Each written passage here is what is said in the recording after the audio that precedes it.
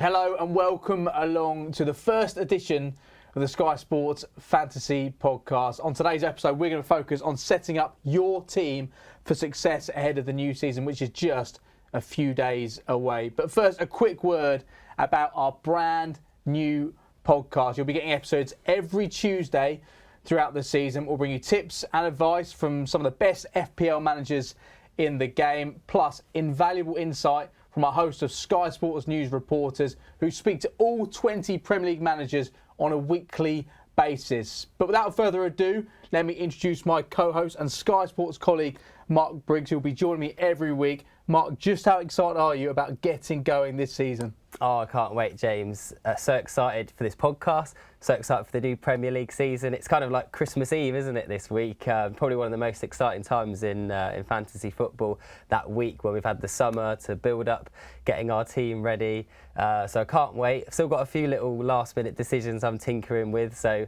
I can't fully relax till 6:30 on Friday evening, but yeah, very excited to get going. Absolutely delighted to be joined by Lee from FPL Family. Lee, great to work with you for the first time. You can't wait to get going. You've got your Liverpool shirt on. How much tinkering have you been doing over the course of the last few weeks? Do you feel settled on your squad now? Of course I've been tinkering for the whole summer. Basically, as soon as the game goes live, that's it. The camera roll in my iPhone is all the kids' pictures they get archived. And it's now just a camera roll full of drafts throughout the season, screenshots of FPL. And I love what you said, Mark. This is our Christmas Eve. Us FPL geeks, we love this. This is the week leading to, the Christmas that Friday when we have Man United and Fulham and it all kicks off. So, yeah, a bit of tinkering still to do. But I have to say, some of the picks are starting to get locked in now. I think I'm nearly there. And before we get into those picks and tell you who we've picked, it's worth a bit of background. Mark, how long have you been an FPL addict for? And just remind us how you got on last season. Was it successful? Well, yeah, it was probably one of the best seasons I've had, actually. I was pretty happy with myself. I've got around 47k overall, so I think that's in the sort of top 0.5%, so I was pretty happy with that. The only thing was, around Christmas time, I was in the top 10k, and I sort of fell away towards the end of the season, so I'm hoping to sort of do a little bit better than that. But yeah, I mean, I've been doing sort of fantasy football from when the newspaper days were doing it, and then I've probably been playing the FPL, the Premier League version, for about 10 years or so now, and yeah, I mean, I couldn't imagine it any other way now. And Lee, briefly sum up your journey in FPL. Last season, was that a success? And I wonder, because the fact you are seen as an FPL expert, does that put even more pressure on each game week, each season, to make sure you are ranking high in the world? Yeah, a little bit, James. I think a little bit. It was a bit awkward every time I came on to do the Sky Sports News show and had to come and see Briggsy in the morning, and he's ahead of me and he's like sending me on the show as an expert. Yeah, he's in the top 10k or in the, what was that humble brag there, Mark? The top 0.5% or something. I was like, yeah, I'm a bit behind you. But I think I ended up at like 80 odd K, 85k last season, which was pretty good. So I was pretty happy with that. It was a success. And in terms of my FPL journey, I've been playing it for years. So I do remember those days where you had to send your changes off in the post, in the newspaper, that sort of thing. So I'm very, very happy now that we have the apps, we have all the kind of, interactive stuff. It's come a long way, hasn't it? So I've been playing it for years and years and years. And we've had FPL Family. So my wife and I, Sam, and you'll see Sam on a lot of our social media and on the Sky Sports News show as well. We've been doing FPL Family for about 7 or 8 years now as well. So yeah, we take it very seriously in our house, James. It does get very serious. It's very addictive, isn't it? But it's good fun. It's a great accompaniment to the game. I mean, I've been obsessed with fantasy products for as long as I can remember. And I remember the days where you would have to send your transfers in the post. Well, now you can do it with a click of a button, which is great. And I've always been obsessed with it, but it wasn't until last season that I really consumed all the FPL content, really focused on strategy and tried to boost my rank. And actually, last season for a few weeks, I was in the top 500 in the world. Eventually fell away a little bit like you did after Christmas, pulled it back, finished in the top 17k. Hoping this season, can I fit inside the top 10k? And I'm hoping we can help you too over the course of this season. And many of you are very familiar with FPL, but for those more casual players or those playing for the very first time, let's run you through the basics. Mark, talk us through some of the key rules of the game. Yeah, I'm going to try and do this in about 1 minute. So there is a more detailed version on the FPL website, but here it goes. So you get £100 million to spend on a squad of 15 players. It must consist of 2 goalkeepers, 5 defenders, 5 midfielders and 3 forwards. You can select a maximum of 3 players from a single club, and all changes that you make each week must be done by the game week deadline, which is 90 minutes before the first kickoff. And the first one of those is Friday at 6:30 p.m. UK time. Each week you've got to select a starting 11. The aim is to try and pick up as many points as you can among that 11. And you do have some subs as well. They'll replace any starting players who don't play. And make sure as well you remember to rank order your subs in order of priority. That's a very key thing to do. From your starting 11, you nominate a captain and a vice captain, and your captain's points will be doubled. So it's really important that you choose the right one. If your captain doesn't play, then your vice captain's points will be doubled. So again, quite crucial that you make sure you're up to date with that. In terms of how points are scored, you can get them for positive things like goals, assists, clean sheets, but you can also have points taken away for, yellow cards, red cards, goals conceded after a certain amount. So there's lots of ways to score and get points taken away. You can also get bonus points, and they're awarded to the 3 best performing players in each match. So keep an eye on the FPL app for that. And then after entering your squad, you can join and create mini leagues. And most importantly, you've got to make sure you join the official Sky Sports News mini league. And I'll give you the code now. It is 8Z133N. That is a perfect summary. There is so much detail, but it actually is, once you get into it, quite a simple game to play. But Lee, there has been some key changes to FPL this season. Can you explain them and why they could be so significant for managers this season? Yeah, a couple of big ones actually, James, and fair play, Mark, to get that whole summary in 1 minute was no mean feat. So fair play, it's a good effort. That's a good effort. For years and years, we've played FPL, and you're able to make transfers, right? As Mark was saying, so you can make 1 transfer each week, and then a few years ago, you could roll the transfer, so you could bank up to 2 transfers, right? And if you didn't feel like you wanted to do anything with your team, if you were happy with it, you could roll 1 transfer over and have 2 the next week. This season, one of the big changes coming into effect is that you can roll up to 5 free transfers, which is going to have a really big impact on how we strategize, how we use the chips. You'll see some managers taking different sorts of strategies, some that will want to react game week to game week and still use that 1 free transfer every week. But then you'll see some managers going, well, I'm going to bank my transfers. I'm going to save up my 5 transfers. And maybe that turns into then like a mini wild card, right? Or almost like another chip. In my mind, kind of devalues the wild card a little bit, because you're going to see FPL managers are able to bank up to 5 transfers. That is the one kind of big change. There's a couple of other changes to mention. One that we probably shouldn't spend too long talking about, because we genuinely don't know what it's going to be. In January, there's going to be a mystery chip. The Premier League have announced that there's going to be a mystery chip in January. We're going to find out what that is in December, but right now we don't know. It's just there to keep us on our toes once we get out of the December period. So more on that, I would guess, as we go through the season. And then there's some small changes to the BPS system as well, which is the baseline point system. It's effectively the algorithm that feeds that bonus point system that Mark was talking about, that 3, 2 and 1 bonus points for 1, if not more players at the end of a game.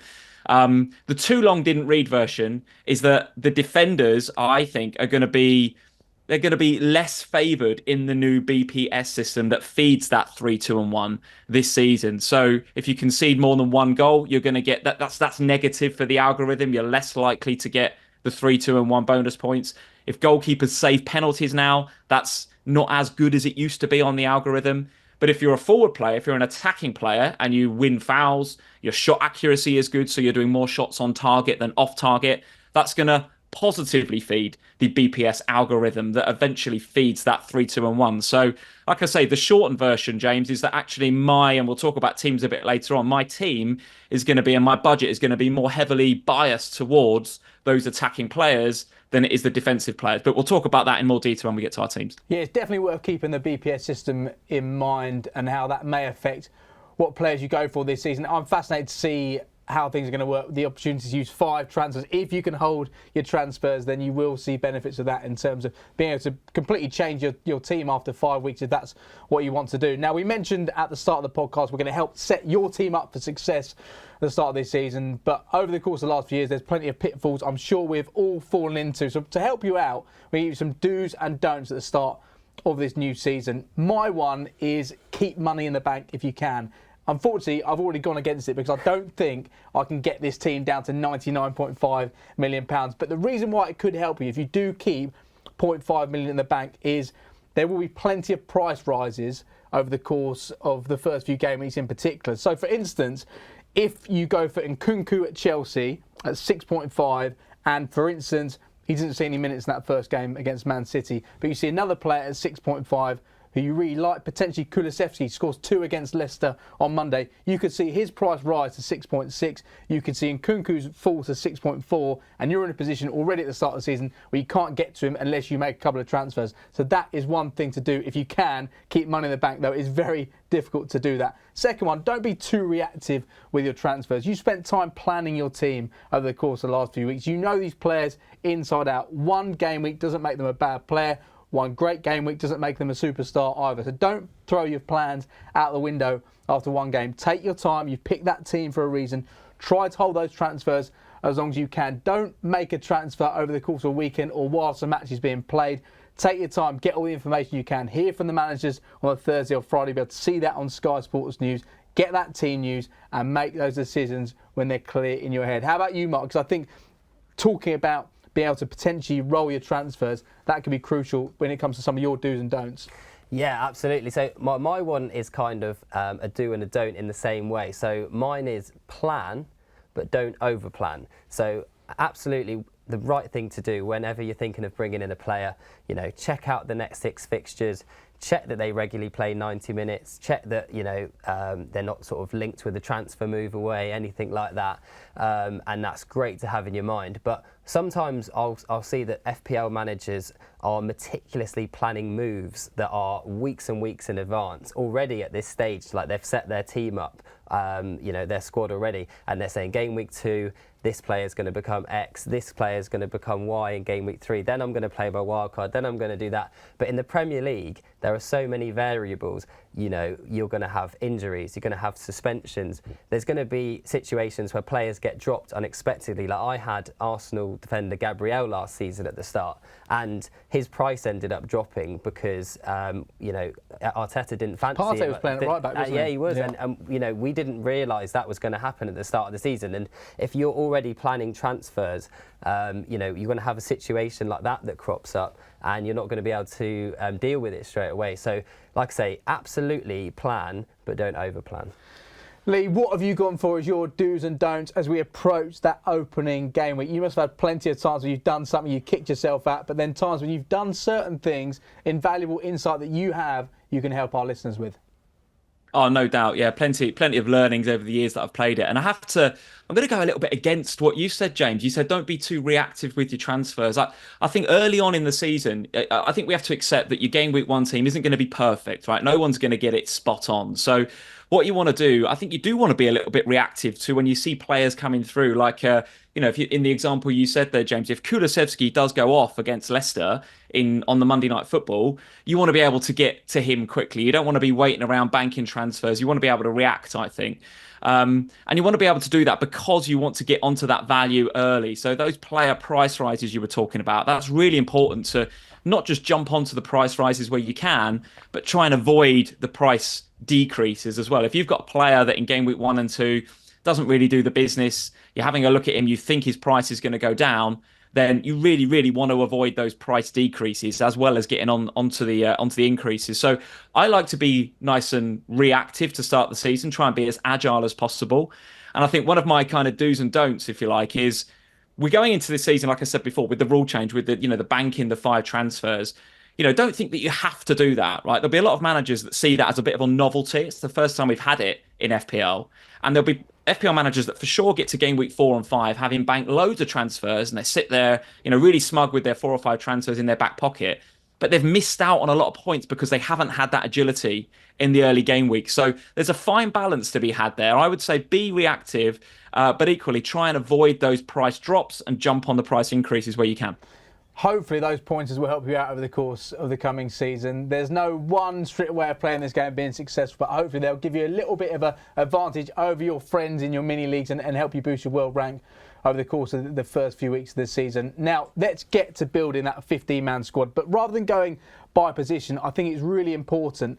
I think the most important decision that managers will make over the course of the next few days is you've got to factor in whether or not you pick Erling Haaland or not. £15 million, the most expensive player ever in FPL, and also Mohamed Salah, 12.5 million too. So if you go for both of those players, that is more than a quarter of your budget spent on two players, and then you have basically 3/4 of your budget left for the rest of your squad for 13 players. So for you guys, what do? Do you go for both? Do you go for Haaland only? Do you go for Salah only, or do you go for none? Briggsy, what have you gone for? So, yeah, I've actually currently got both in my team. Haaland is pretty certain that he's going to be staying, and the reason for that is I'm looking at him straight away. He's tried and tested. He plays for the best team in the league. He was the Golden Boot winner the last couple of years. Yes, that 15 million is a bit of a kick in the teeth at times, but it's also exciting because it means there's going to be more variations in the teams. But another reason, you got the captaincy. I'm looking at game week 2, 3 and 4. I think City play Ipswich, West Ham and Brentford, and those fixtures you could just see Haaland getting a couple of goals or chipping in here and there. We've got Julian Alvarez, who's now gone to Atletico Madrid.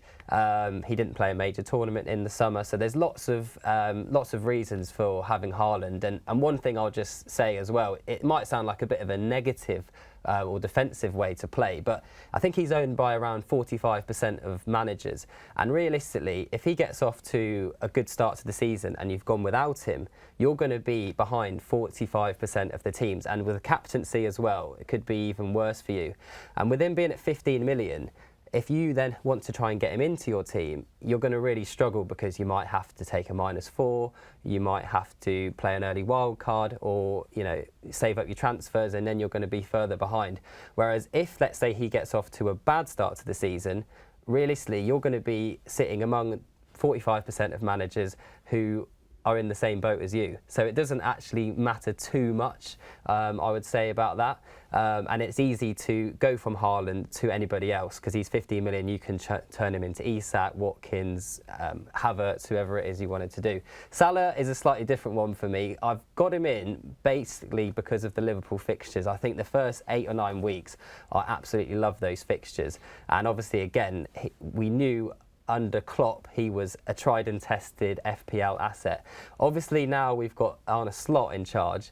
We don't quite know how that's going to work for Salah. Are other players going to become more important in that Liverpool team? Is Salah's goal threat going to decrease a little bit? I mean, we've got Lee, the Liverpool fan, on who could probably tell us about that in a minute.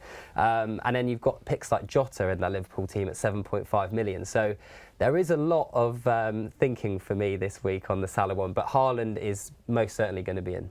I feel like over the course of the last few days in particular, a lot of managers who had Salah initially are now starting to think otherwise. For me, he's never been in any of my drafts. Haaland was the first player in my draft. He stayed there alongside a couple of other players, and he's not gone out at all because 63 goals in 66 Premier League appearances. He will guarantee you a goal a game, pretty much. And for Salah, he did suffer that real dip in form the back end of last season. Let's bear in mind, he still scored more than 200 points in FPL every single season he's been in there. 7 seasons in a row, but last season was his lowest scoring season. With that in mind, he's not been in any of my drafts. I've not been tempted by him, but I know full well that there could be some big hauls in the first few weeks of the season. Lee, you're sitting there with a Liverpool shirt on.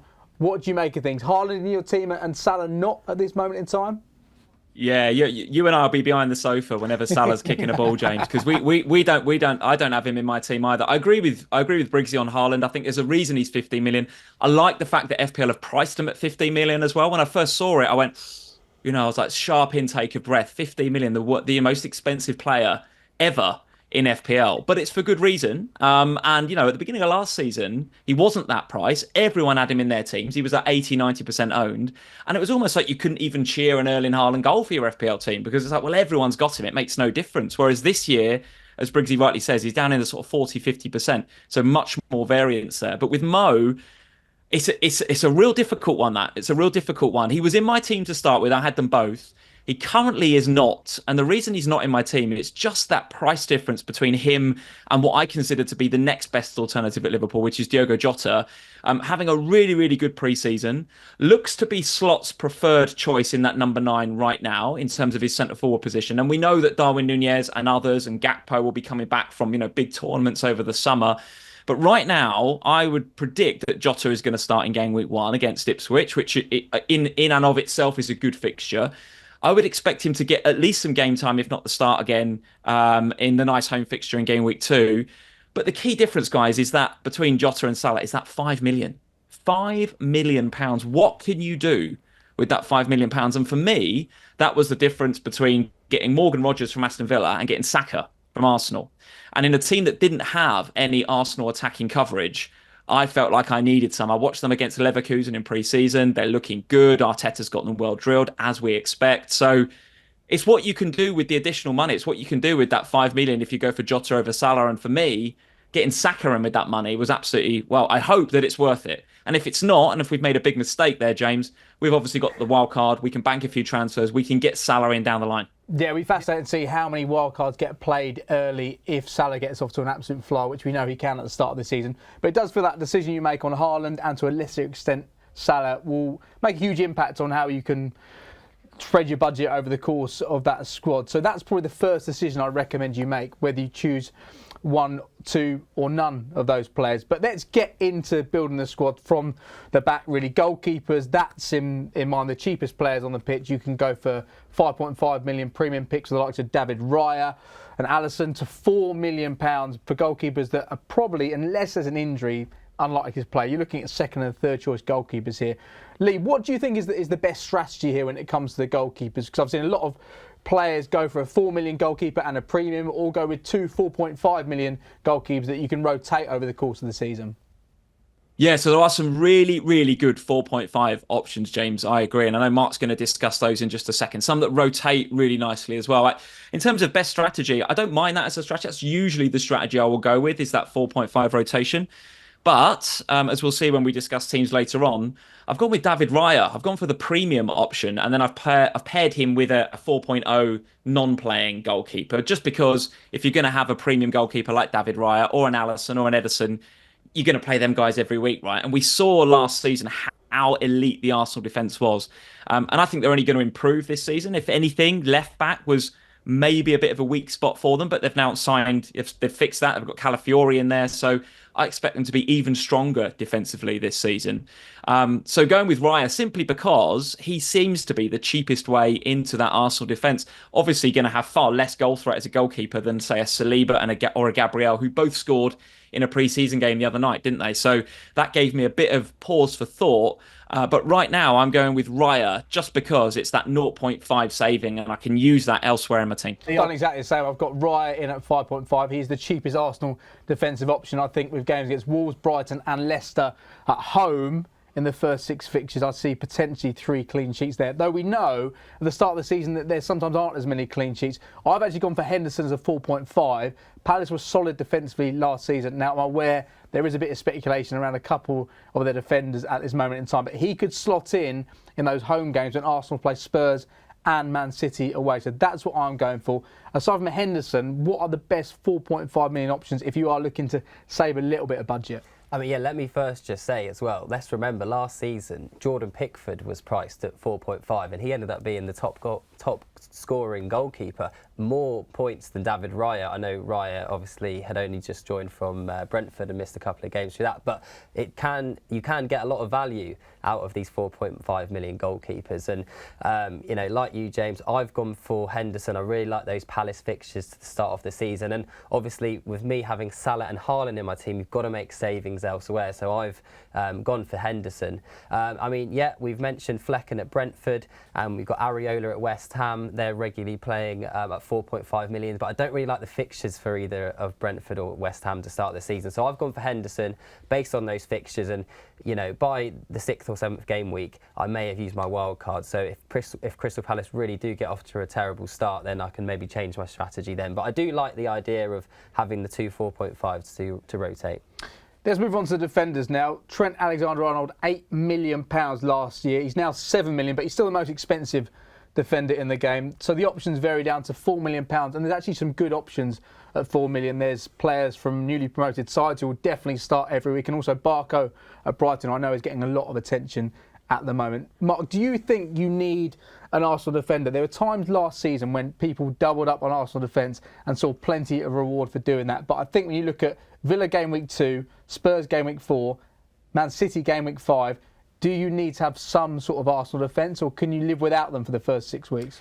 Personally, I'm going to go without them. Again, obviously, it does come down to budget, but those fixtures do put me off. And I think there's a nice little period sort of later in the autumn where Arsenal have great fixtures, and I will definitely be getting in an Arsenal defender at that point. But to start off the season, I'm going to go without. My sort of premium one's going to be Gvardiol from Man City, who I know we'll probably talk about in a minute. But yeah, like I say, definitely get an Arsenal defender later on. But for me right now, probably not. And just on the topic of Arsenal defenders, you've got Ben White, who's priced at 6.5, and you've got Gabriel and Saliba, who are both at 6 this season.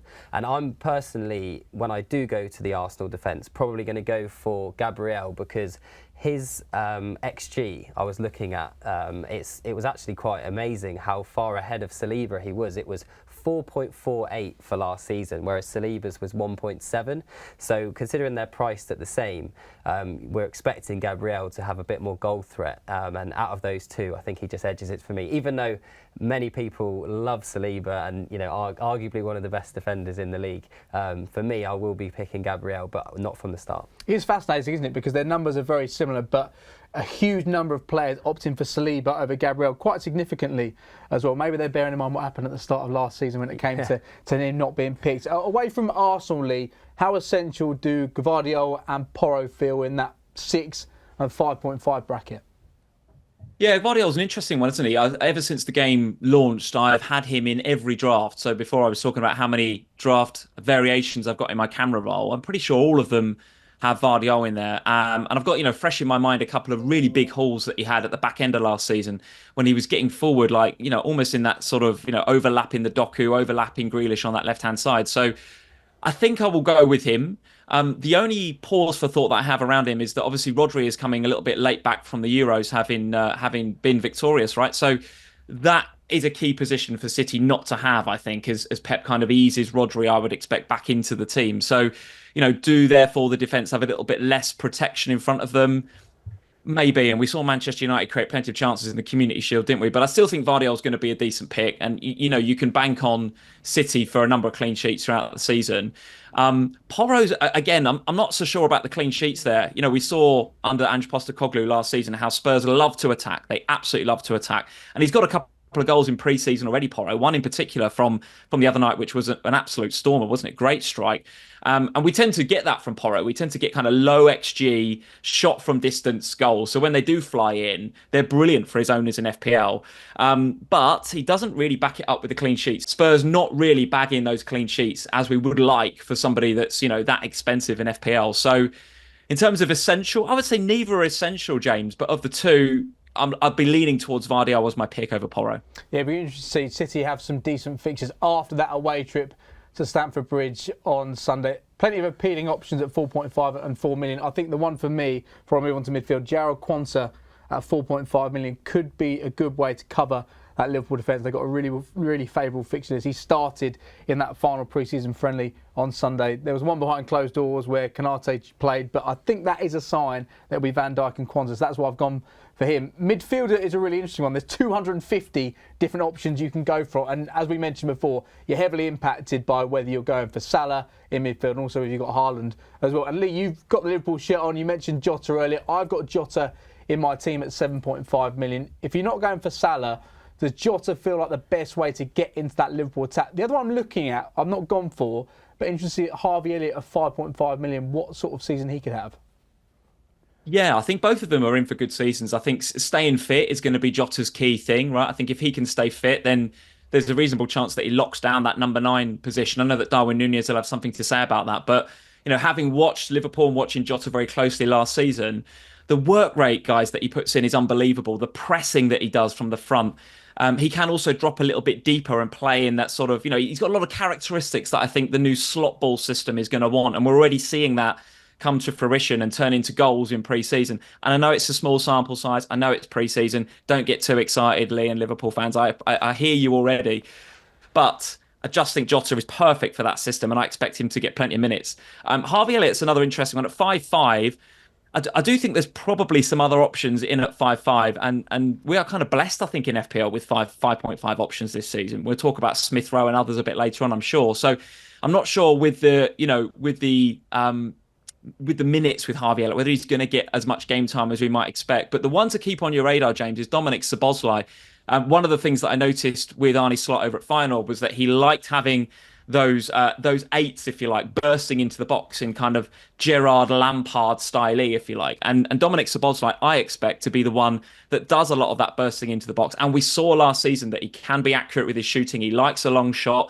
If he's mixing up the long shots with also getting into nice areas on the end of crosses from Trent or from Tsimikas, Robbo on the other side, yeah, I think he could be a really, really nice option at 6'5" as well. So Jota and Szoboszlai, probably the two that I've got my eye on the most from Liverpool's midfield. Yeah, it's going to be fascinating to see how Slot lines up that Liverpool attack once everybody's fully fit following their endeavours at the Euros and also Copa America as well. I think one of the key talking points, and one player who was part of most teams in the last season, Cole Palmer, but the price rise from 5 million to 10.5 million, the highest price rise of all time in FPL. Is that putting you off? Do you think, and potentially Saka as well at 10 million as well, that is pretty pricey? Yeah, I mean, I'm going to sound like a broken record here, but I've got Salah and Haaland, so you can't fit all these guys in, can you? I mean, Palmer, I think he's the most owned midfielder in FPL at the moment at 44%, and absolutely I can understand why. I expect him to score plenty of goals, provide plenty of assists. Obviously, there is that maybe doubt in the sense of under Enzo Maresca, is he going to quite have the same amount of freedom as he did under Pochettino? He probably was still going to have a great return this season. Obviously, you got the penalties with him as well, and the same with Salah. He's a fifth most owned midfielder, and he's going to have the penalties as well. He's going to score plenty of points, but you just can't fit all these guys into your team, do you? So absolutely good luck to any of you guys out there who go for Palmer and Saka. I'll obviously be hoping Salah can produce for me, but and I'm probably going to own them at either of them at some point in this season. It just won't be from the start. There's some brilliant options as well we need to mention lower down. At 5 million, Morgan Rogers looks like a starter at Aston Villa. I've gone for Callum Hudson-Odoi, 5.5 at Nottingham Forest. They've got really favourable first 3 fixtures. I think he showed us towards the back end of last season just how good he is and why Bayern Munich were after him a few years ago. Lee, Christopher Nkunku seems to be a player a lot of managers are getting on, though the fact he didn't start at the weekend against Inter Milan has put some off. Only 437 minutes in the Premier League last season due to injuries. He feels like the best option, one of the best options at 6.5. Who else is there in that 6.5, 5.5 bracket for you? Yeah, and I've definitely got an eye on Christopher Nkunku, just to talk about him briefly. I mean, he was great in the Bundesliga, wasn't he, before he came to Chelsea? And then, injuries, etc., as you mentioned, James, it was a difficult season for him last year. But in pre-season, he's looked particularly good. And I'm really excited from a Chelsea perspective to see how he and Palmer can kind of link up. So at 6.5, I don't think there's anybody better in terms of value over the course of the season. I think FPL have got that one wrong. He was a striker as well last season and priced more than 6.5. So not only to bring his price down, but then to reclassify him as a midfielder. I think that's definitely one that we'll all be looking at. Lots of other options, as you rightly say, though, James. I thought Garnacho's goal in the Community Shield was so good, and I'm expecting big things from him this season. And if you want to save a few pounds, we mentioned Smith Rowe before at 5.5. Even if you wanted to go down to Oscar Bob at 5 million, I think he showed up well in the Community Shield. And I think some of Pep's comments after the game about him suggest that he's going to get plenty of game time, particularly in the short term. So, we are blessed with lots and lots of really nice options. Gibbs White at 6.5 at Nottingham Forest. Rogers that you mentioned before. We've not spoke at all about Kudus at West Ham at 6.5. So it's definitely a bracket And this is something that I like to do in FPL when I start the season. I like to kind of cover price points so that I can flexibly move those price points to whoever it is that emerges as the key pick in that position. And right now I've got Nkunku and I've got Bob, but I'm not wed to those guys. If I need to move flexibly to one of the other names that I mentioned because they start the season really, really well, then I'd be happy to do that. And we've got Anthony Gordon, price rise up to 7.5. He's in my team. Hasn't left that team either. And I've gone for Bruno Fernandes at 8.5. I think he'll have a really good start to the season. But as Lee was saying there, it does mean that if I see something I like at 6.5, I can go down for that and keep a bit of cash to spend elsewhere on the pitch. Finally, 3 strikers to go for, though. Haaland, as you mentioned, 92% ownership at the start of last season. Nowhere near like that now. I think that makes the game really exciting as well because most teams are going to be very different. There's not going to be the template team, which I think we saw in the middle of last season. Everyone had Palmer, everyone had Son, everyone had Salah, everyone had Haaland. Alexander Isak, he's not left my team either. 8.5 feels like an absolute steal. He's one of the first picks. I mean, you can't not have him, can you? Absolutely not. I think, again, he's the most owned player in FPL for very good reason. I think he's at about 56% at the moment. Newcastle fixtures to start the season are absolutely brilliant. They haven't got Europe this season as well, Newcastle, so when we get to that sort of September period, they're not going to have the extra games like, for example, Aston Villa will with Lele Watkins. So yeah, I really like Isak as a pick, and he's going to be in my team. And I don't want to spoil our captaincy section too much, but he's a great captaincy pick for game week 1. I mean, Southampton fans probably aren't going to be too happy with me there, but yeah, Isak is definitely going to be in my team. And Lee, Lele Watkins, he was the highest scoring player in FPL last season, helped guide Aston Villa to the Champions League. We've not actually seen him in pre-season so far, which may be a slight concern. Do you see him replicating last season's success? Yeah, why not? Yeah, why not? And like you say, James, I don't think I'm going to be going for him in game week 1 simply because of, exactly that. He's not had any minutes in pre-season. So can he come back and kind of hit the ground running? It wouldn't surprise me to see Emery kind of stick him in for game week 1, but he's got to get up to speed. He's got to get his shooting boots back on. Interestingly, Aston Villa have a really nice fixture swing. So the first couple of fixtures tricky, but then from game week 3, they look very, very good for a number of weeks. So it's a brave FPL manager to go without Watkins from game week 3 onwards. Something I noticed in his stats, though, was his XA, his expected assists from last season. So he got 19 goals, but 18 assists last season. Of course, we love that from an FPL perspective because that means he's got multiple routes to points. But he only got an expected assist of 4.02. So massive, massive overachievement there on his assists. So it'd be interesting to see whether he gets as many. But for sure, he can get back up to the 19 goals again, and he might even be the designated penalty taker at Aston Villa this season, which we love in FPL with Douglas Luiz leaving the club as well. I expect Tielemans maybe is a good penalty taker to maybe be in the conversation as well. But for sure, Watkins is going to be one of those that I think Emery looks at as a penalty taker for next season.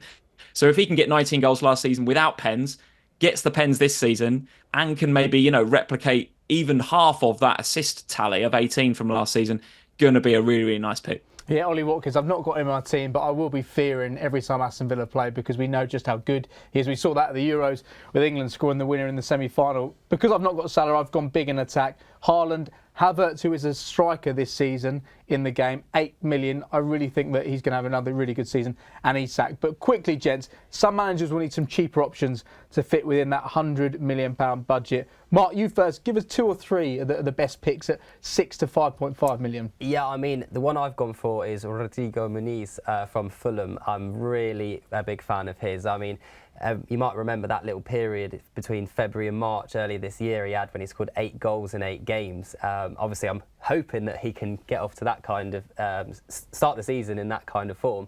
But yeah, I think the Fulham fixtures are really good. And yeah, I really like him as a pick at that 6 million. He can sort of enable other players at that price. So, and in terms of other ones, I know there's been a lot of hype about Chris Wood in pre-season, and let me just say, I had Chris Wood around Boxing Day last season, and he scored a hat-trick against Newcastle for me, and that shot me right up the ranking. So I love Chris Wood for that, but I just think with the rotation with Taiwo Awoniyi that there could be some minutes doubts there with him. So even though the Forest fixtures do look nice to start the season, I would probably look to avoid him. But yeah, Rodrigo Muniz, absolutely is my pick at that sort of price. And I went a bit heavy actually on Nottingham Forest at the start when I was going through the drafts. I was too guided by the fixtures. It's worth the balance between the fixtures, looking at who teams have got, but also looking at who are the best players, who's fixture proof, who's going to guarantee goals, clean sheets, regardless of who they're playing. Lee, Chris Wood, very popular. Muniz, João Pedro and Adam Armstrong also getting a lot of love. Yeah, I do like the Armstrong pick, and I do like your Muniz pick, actually, Mark. And I think, there are some other Fulham midfielders that we might look at as well, with Smith Rowe and Andreas Pereira, because the fixtures are good. But yeah, James, the one you mentioned for me, and you've overlooked him there massively, Briggsy, is João Pedro. Oh, man, we talked about, FPL maybe getting the Nkunku price wrong. Surely João Pedro at 5.5, he's going to make a mockery of that, isn't he? Surely I expect him to get plenty of game time now. Going to be on penalties as well. I keep mentioning how important penalties are for us in FPL.